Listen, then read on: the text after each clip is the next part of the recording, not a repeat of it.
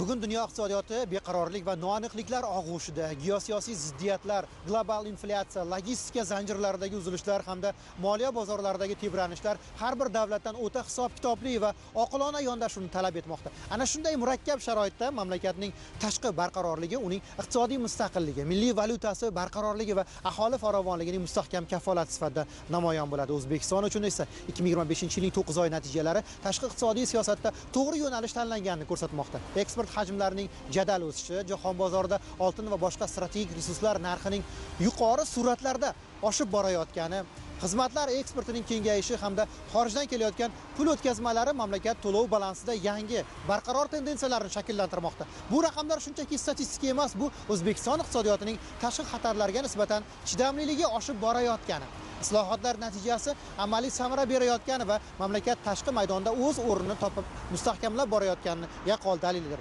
Eksportning o'sishi bu tasodifiy holatmi yoki tizimli siyosat natijasimi? Oltin narxining jahon bozorida o'sishi qanchalik barqarorlik omili hisoblanadi? Xizmatlar eksporti o'sishi iqtisodiyotda ularning driver sifatida shakllanayotganidan dalolatmi? Import hajmining o'sishi iqtisodiyot uchun xavf emasmi? Ana shu savollarga javob olish maqsadida Markaziy bankning valyutani tartibga solish va to'lov balansi departamenti boshqarma boshlig'i o'rinbosari Sherzod Hayitboyev bilan muloqot qilmoqchiman. Assalomu alaykum Sherzod aka. Assalomu alaykum. Sog'liqlaringiz yaxshimi? Bayramlaringiz qutlug' bo'lsin. Bugun dasturimizda ishtirok etish niyatini bildirganingiz uchun sizga minnatdorchilik bildiramiz. Vaqtingizga qarab bir qancha savollarimni sizga yo'llasam.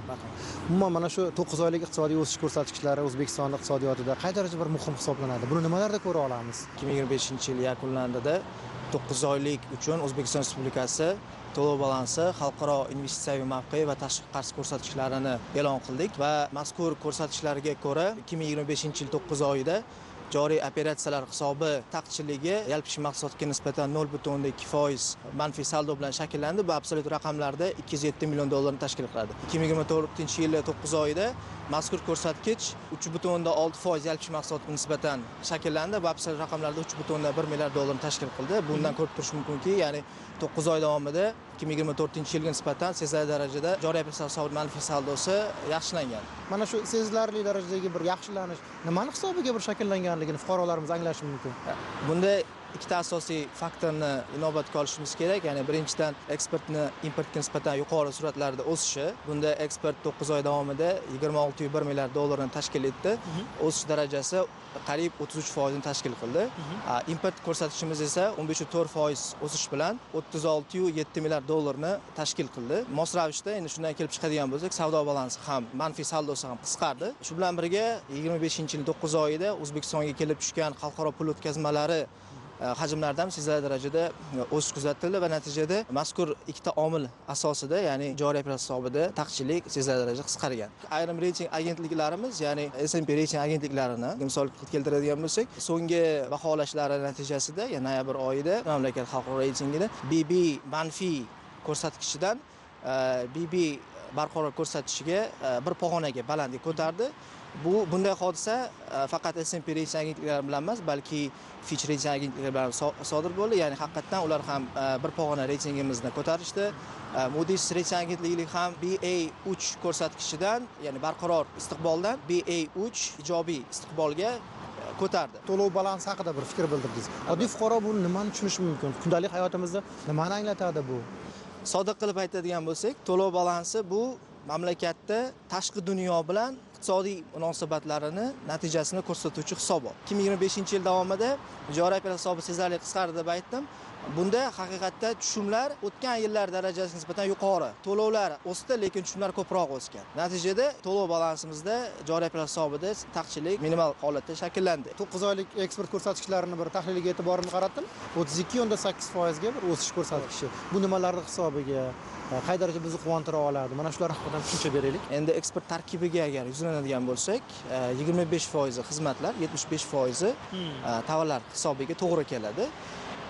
Endi ikkalasini ham, ya'ni xizmatlarda ham, tovarlarda ham sezilarli o'sish kuzatildi. Misol uchun 9 oy yakunlari bilan 9 oy davomida tovarlar 32% ga, xizmatlar 36% ga o'sgan. Va bularni qo'shadigan bo'lsak, ya'ni qariyb 33% lik eksportimizda o'sish kuzatilgan bo'ladi. Endi asosiy qismi tovarlardan tashkil topgani uchun endi tovarlar tarkibiga yuzlanadigan bo'lsak, eksport mahsulotlarini ishlab chiqarishdagi tarkibiy qismlari jahon narxlari bilan aniqlanadi. Ya'ni xalqaro bozorlarda shakllangan narxlar asosida shakllanadi va bular bundan tashqari bizda nafaqat narxlar, balki eksport hajmlarida, ya'ni fizik hajmlar deb aytamiz. Oziq-ovqat sanoati tovarlarida 47% o'sish, meva sabzavotlarda 45% o'sish, keyin kimyo sanoati mahsulotlari bor, 22% o'sish, mineral mahsulotlar 14% o'sish, qo'shilgan qiymat yuqori bo'lgan eksportbop mahsulotlarni ishlab chiqarish hajmlari oshib bormoqda.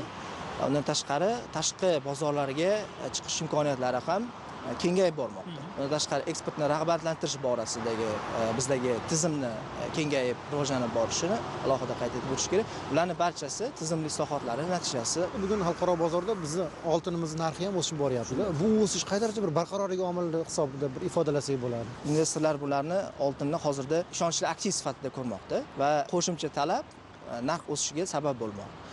Endi oltinning bir xususiyati bor.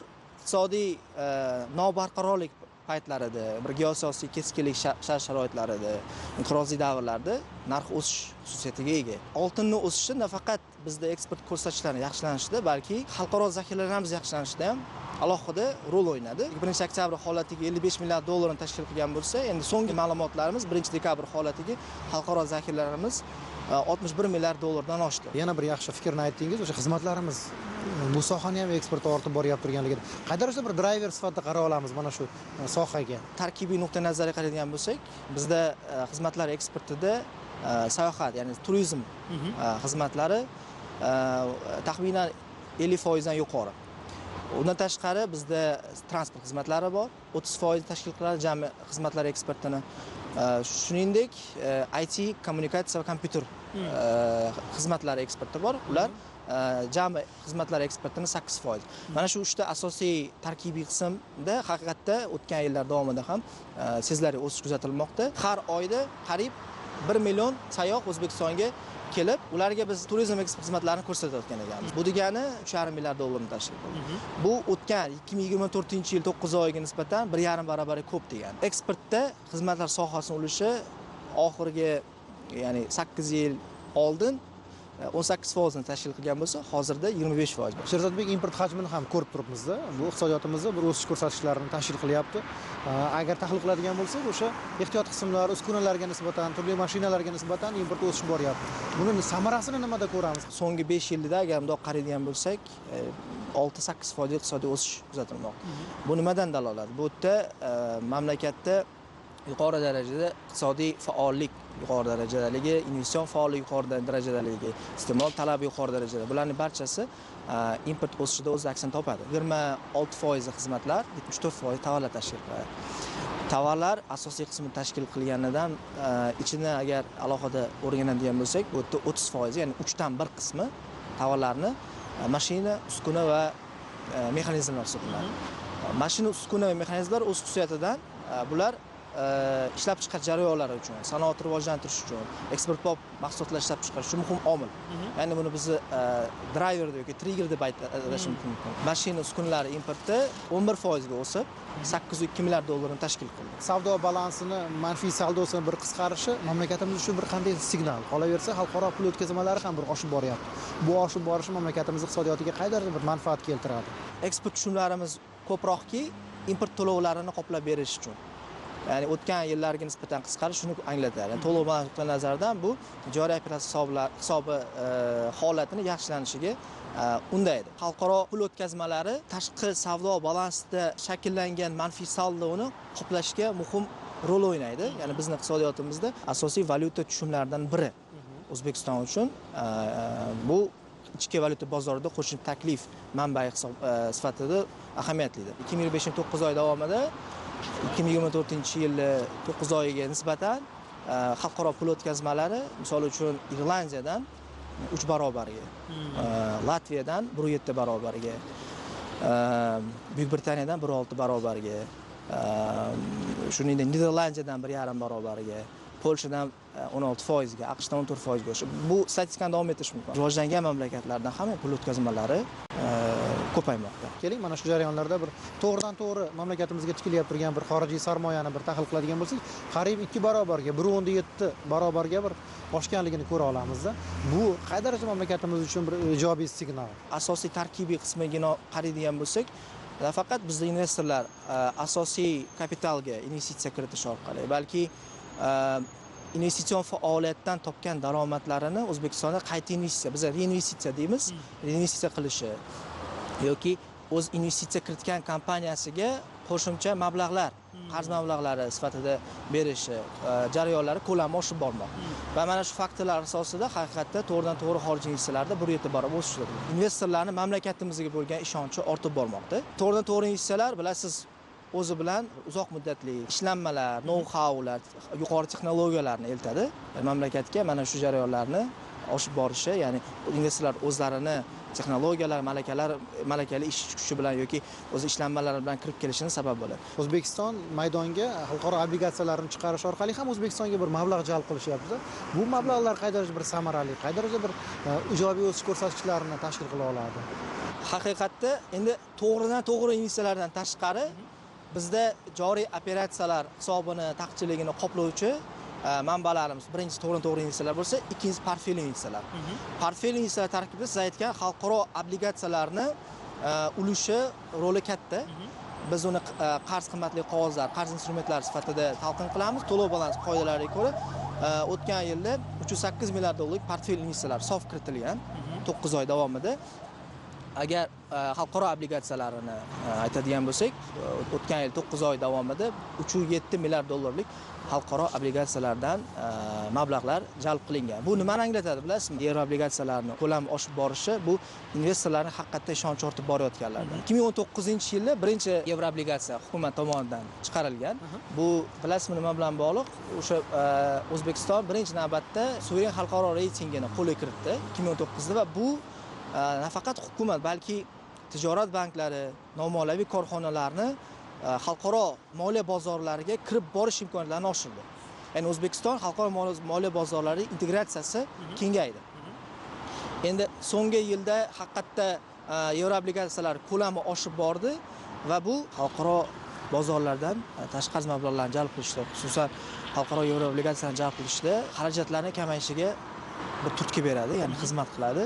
Haqiqatda moliya bozorlarida tashqi qarz mablag'larini yevro obligatsiyalarni joylashtirish foizlar nuqtai nazaridan arzonroq bo'ladi. Bu haqiqatda yuqori bir natija sifatida iqtisodchilar nuqtai nazaridan talqin qilsak bo'ladi. Sherzodbek, mana shu jarayonda 55 milliard dollarlik xalqaro bir doirada biz zaxiramiz borligini yaxshi bilamiz. Bu zaxira qay darajada bir yetarli? Sodda qilib aytadigan bo'lsak, xalqaro zaxiralar import to'lovlarini qancha oy davomida qoplab bera oladi. Xalqaro valyuta jamg'armasi O'zbekiston uchun so'nggi hisobotida shuni ko'rdikki, importni 12 oyligi uchun xalqaro zaxiralarimiz yetadi va xalqaro zaxiralarning o'sib borishi mana mazkur ko'rsatkichi, ya'ni oylik ravishda import to'lovlarini amalga oshirish imkoniyati yetarlilik darajasini oshirishga xizmat qiladi. Endi tavsiyalar bor. 3 oylik importdan kam bo'lish kerak emas. Ko'rib turibsizki, 3 oylik agar me'yor bo'ladigan bo'lsa, bizni holatimiz, ya'ni yetarlilik darajasi 4 barobar ko'p. O'zbekistonda bir tashqi qarz haqida ham bir tushuncha bersangiz tomoshabinlarimizga. Tashqi qarzimiz 75,4 milliard dollarni tashkil qildi. So'nggi 5 yilda 6-8% real hisoblarda iqtisodiyotimiz o'sish jarayonlarida tashqi qarzni ham o'sishi bir tabiiy holat va iqtisodiy o'sish ko'rsatkichlariga mutanosib ravishda tashqi qarz o'sishi ham kechmoqda. Tashqi qarz asosiy qismini uni korporativ tashqi qarz tashkil qiladi. Ya'ni korporativ tashqi qarz deganda biz asosan tarkibida xususiy sektor korxonalari, banklar tomonidan, tadbirkorlik subyektlari tomonidan xorijdan mablag'lar, qarz mablag'lari jalb qilish imkoniyatlarini, ya'ni jalb qilishni aytishimiz mumkin. Bular asosan nimaga yo'naltiriladi? Ya'ni misol uchun tijorat banklari bo'ladigan bo'lsa, qayta kreditlash, aholi bandligini ta'minlash uchun, qayta resurslardan foydalanib, mahalliy darajada kreditlar ajratish uchun, tadbirkorlarga taqdim etib, aylanma mablag'larni shakllantirish uchun, shuningdek tadbirkorlar o'zlari xorijda mablag'lar jalb qilgan holatda o'z biznes faoliyatlarini, investitsion faoliyatlarini, dasturlar doirasidagi faoliyatlarini kengaytirish imkoniyatlari uchun mazkur mablag'larni jalb qilishadi. Bizda tashqi qarz asosan imtiyozli shartlar asosida jalb qilingan va tashqi qarz yuki maqbul darajada ekanligi alohida qayd etilgan. Xalqaro valyuta jamg'armasi, reyting agentliklari tomonidan. Biz endi bir solishtirma taqqoslama boshqa mamlakatlar bilan bir solishtirma taqqoslama qilgandik. 2024-yil holati agar bizda tashqi qarz yalpi ishki mahsulotga nisbatan 53% tashkil qilgan bo'lsa, misol uchun Gruziyada mazkur ko'rsatkich 74% tashkil qilgan. Armanistonda 63% tashkil qilgan. Qozog'istonda 58%, Qirg'izistonda 57%, Tojikistonda 46% tashkil qilgan. Regionda bizni ko'rsatkichimiz haqiqatdan maqbul darajada. 2026-yildagi eksport o'sish ko'rsatkichlarimizni nimalarga bog'lashimiz mumkin? Qolaversa, O'zbekiston Jahon savdo tashkilotiga a'zo bo'lish arafasida turibdi. Bu tadbirkorlikka, ishbilarmonlik muhitiga qanday bir ta'sir ko'rsatadi? Eksport joriy 2026-yilda 2025-yilga nisbatan 14.6% ga o'sishi prognoz qilinmoqda.